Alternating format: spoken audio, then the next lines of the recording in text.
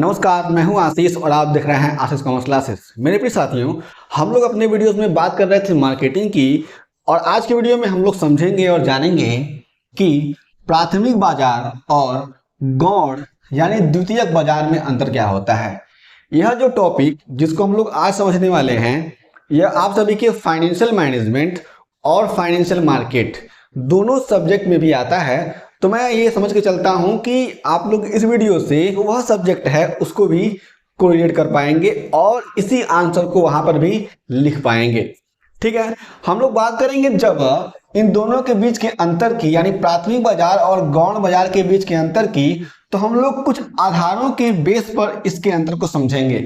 ठीक है, यह क्वेश्चन हमेशा एग्जाम में पूछा जाता है, इसलिए आप लोग इसको बढ़िया से देखें और समझें। और यदि कोई प्रश्न होता है तो निश्चय ही आप लोग अपने सारे के सारे प्रश्नों को बता सकते हैं। हम लोग आपके सही प्रश्नों को जरूर आंसर करेंगे।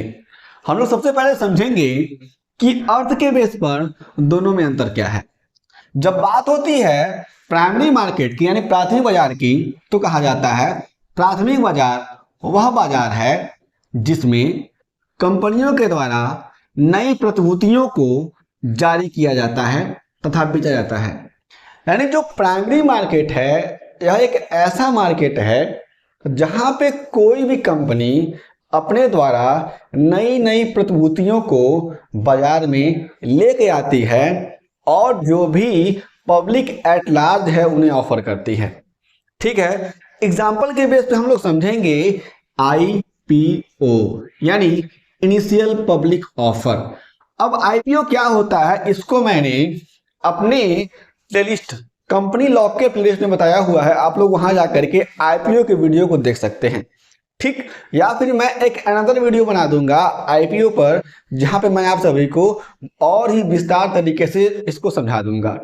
ठीक है, तो हमने इसमें समझा कि जो प्राथमिक बाजार है वह एक ऐसा बाजार है जहां पर कंपनियां क्या करती हैं, अपने द्वारा नए प्रतिभूतियों को इशू करती हैं और उन्हें बेचती हैं।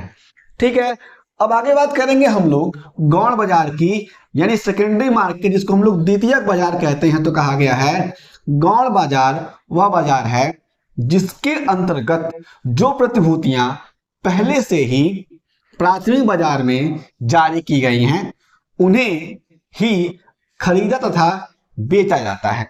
ठीक है, हम लोगों ने भी पहले पढ़ा हुआ है कि जो प्राथमिक बाजार है इसमें कोई भी कंपनी अपने द्वारा पहली बार जब किसी भी प्रतिभूति को इशू करती है, जारी करती है और बेचती है तो उसे कहा गया प्राथमिक बाजार।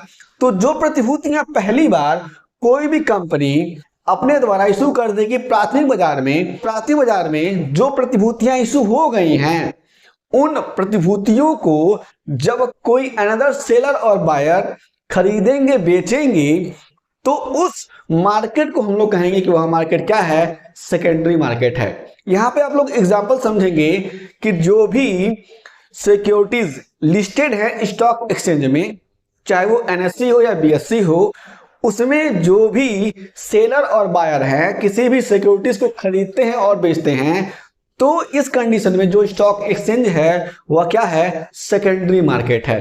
क्लियर हो चुका होगा। मैं अब आगे बात करता हूं। अगला है प्रतिभूतियों के प्रकार। जो भी प्राथमिक बाजार है इसमें नई प्रतिभूतियों को जारी किया जाता है तथा बेचा जाता है। हमने पहले ही समझा हुआ है जो भी प्राथमिक बाजार है इसमें हमेशा नई प्रतिभूतियों को इशू किया जाएगा, जो भी न्यू सिक्योरिटीज हैं उनको ही मार्केट में लाया जाएगा और जो भी जनता है उससे पैसे मांगे जाएंगे। ठीक है, आईपीओ को मैंने समझा हुआ ऊपर ही।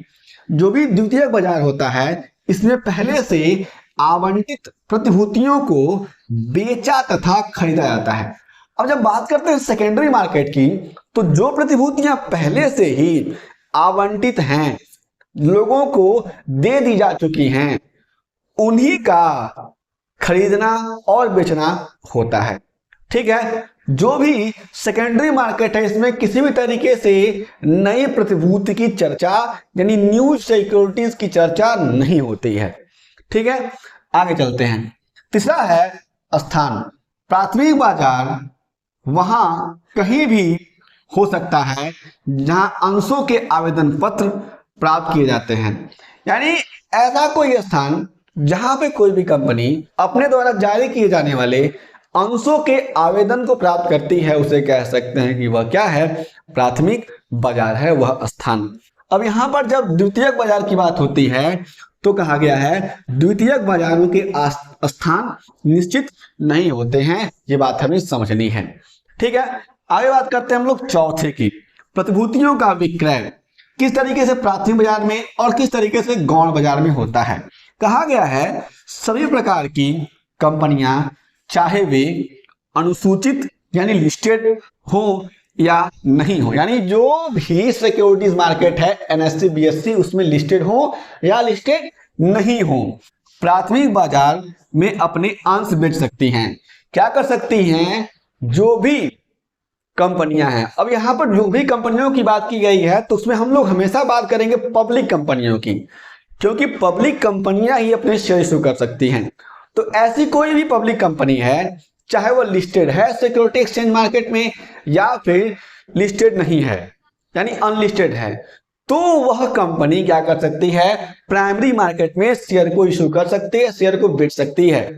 ठीक है, अब बात करेंगे आगे तो कहा गया सेकेंडरी मार्केट में केवल अनुसूचित कंपनियों की प्रतिभूतियां ही स्कंध विपणियों अर्थात द्वितीयक बाजार में बेची जा सकती हैं। और जब हम लोग सेकेंडरी मार्केट की बात करेंगे तो जो भी सिक्योरिटीज, जिन कंपनियों की सिक्योरिटीज सिक्योरिटी एक्सचेंज मार्केट में लिस्टेड हैं, स्टॉक मार्केट में लिस्टेड हैं, उन्हीं को ही केवल खरीदा और बेचा जा सकता है। ये तो नॉर्मल सी बात है, आप सभी को ही मालूम होगा ये बातें। ठीक है, हम लोग अंतिम बात करेंगे प्रतिभूतियों के खरीदने के उद्देश्य कि प्राथमिक और गौण यानी द्वितीय बाजार में किन किन उद्देश्यों को लेकर के प्रतिभूतियों को खरीदा जाता है।